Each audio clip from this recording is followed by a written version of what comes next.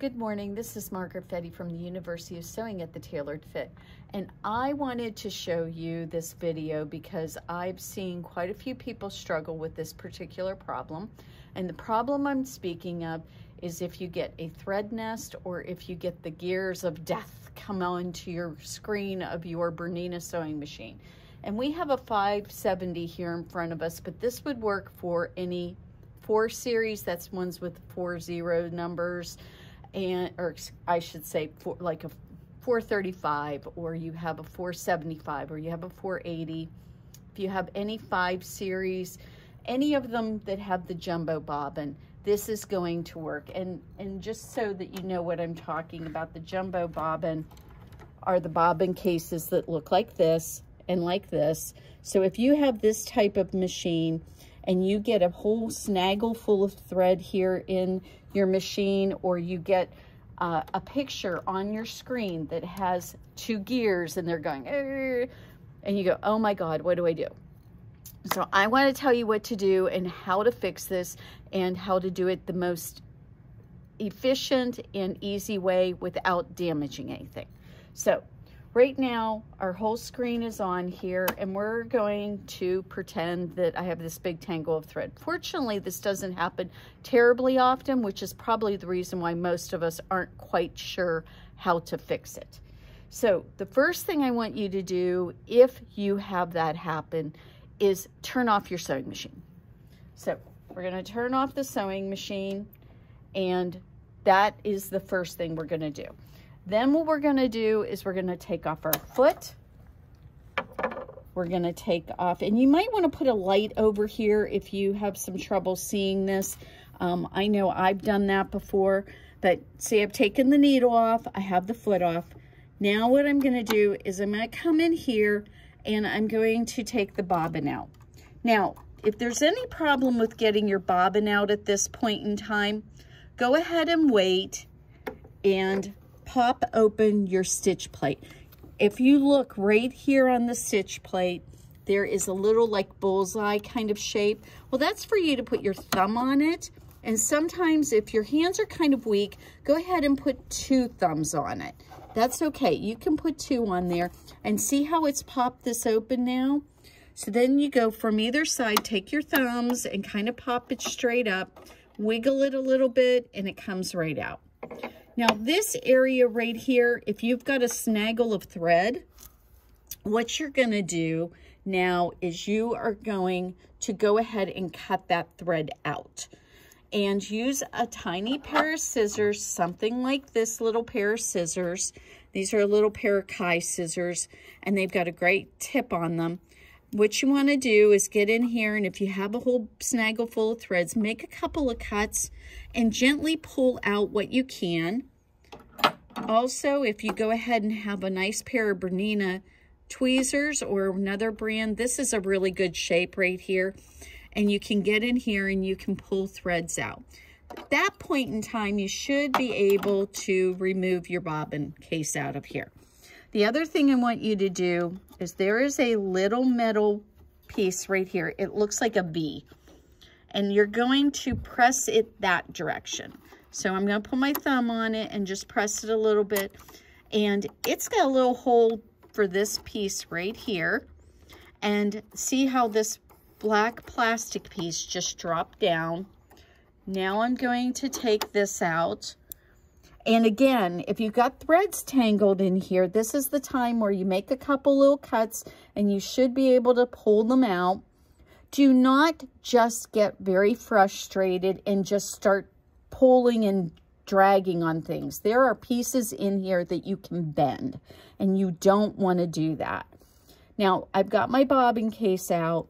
I'm going to look and make sure there's no threads around it, anywhere caught on it. Then what I'm going to do is I'm going to look in here. And very often what is causing the gears of death in particular is that you may have a thread or 2 wrapped around right in here, or maybe some lint in this area right here. So I want you to take a flashlight, a light, maybe even have somebody kind enough to angle your machine back a little bit for you if you need to, and make sure there is no lint. And you can turn your hand wheel and make sure that there's nothing there. See, I can turn that all the way around, and I've turned that, and so there I am. I'm looking all this, I'm making sure there's no threads. Now what you should be able to do is turn your machine back on so you have some light. So we're going to turn on the machine. At this point in time, if you've gotten rid of all those threads, but I also want to point out that sometimes right around the thread cutter here, that's what this little piece right here is. That's a thread cutter. Sometimes there's little threads caught in there. So you can go into your settings program, and I'm going to show you in a minute where that's at because we have to wait for the machine to come on. So it's turning on for us right now. Ah, light again. That's wonderful. Okay, so over here, there's a little button that looks like a house. So we're going to click on that. See this gears right here? So we're going to click on that. And then there's this right here, and we want the sewing machine, and then we want the wrench. And even though it might be on a slightly different place on your machine, if you've got a 7 series, if you've got 4 series, it's slightly different. You still do that the same 3 steps. The house, the gears, and then the sewing machine. And that gets you into your program to go ahead and be able to clean out your thread cutter. And what you want is the thing that looks like a brush. So we're going to press that. And it says cleaning the thread catcher. And so what we're going to do is we're going to go down and we're going to read through the instructions. And we've already removed our foot, presser foot needle. We haven't lowered our feed dogs. So we have to do that. So we're going to lower our feed dogs. Then we're going to remove the stitch plate, which we've already done. Then it says select link, move the thread catcher out. So what we're going to do is we're going to click on that. And then we're going to press the scissors button, which would normally cut our thread. And what that does is that moves the thread cutter to its most right position. If there's any threads caught in here right now, that's the time to get those tweezers back out and carefully remove those threads. And as I said before, there's parts in here you can bend and break. So this isn't a thing to do with frustration and anger. It's a thing to do with calmness and carefully. So we cut all those threads out. Then there's back over here on the little steps, what it tells you to do is move the catcher back in. So we have to click on this link again. And then we're going to hit our scissors button one more time. It moves everything back to the left. And then we are done. So we can go ahead and turn off those instructions, go back to our sewing. Now, right now, where we are at with all of this is that everything's taken apart. This is the perfect time to go ahead and oil your machine. And in oiling, what we want to do is there is a little pad of felt right here and here. And what you want to do, this one right here, to either side of this main core, you want to put a drop of oil on each side of that. Now, here is the oil you should be using. It's a very specific oil for these machines. It's a little bit lighter weight than some of the other sewing machine oils, so be careful to only use Bernina oil when you go to oil your machine. And this, you can put 1 drop on either side. Now, the only reason I'm not doing this is this machine's not needing it right now. So, now I'm ready to put back all of these pieces and parts so that I can go back and sew. Now, one of the things that people really, really struggle with is putting this piece back into here and having it work easily. They struggle with this a lot. And this was the main reason for this video. What I want to show you is that if you look at the back of this, that happens to be a magnet, and this happens to be the bottom of this piece. So what we're going to do is we are going to we're going to turn this away from us. It's going to sit upside down. And what we're going to do is we are going to set this on this black ring. So what I'm going to do is I'm going to set this here.